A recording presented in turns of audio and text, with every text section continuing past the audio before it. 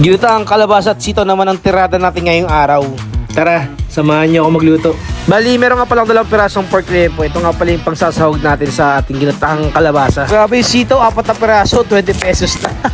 Buti mura yung sibuyas na pula, kaya nakabawi tayo.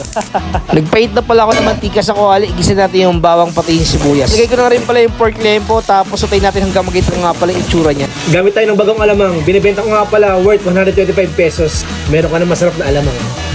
Sutayin natin yung alamang, pati yung pork lempo, tapos simmer natin sa loob ng mga 30 minutes. So after 30 minutes, pwede natin ilagay yung kalabasa, tapos yung gata, and then haluin lang natin. Tinimplan ko siya ng pork cubes, pati paminta para sa pampalasa. Naglagay rin nga pala ako ng canned tuna para mas masarap yung ating ginataang kalabasa at sitaw. Isama na natin yung sitaw, pati yung ceiling green, tapos simmer natin sa loob ng mga 5 minutes. So ito na nga pala yung version ko ng ginataang kalabasa at sitaw. Tara, kain tayo.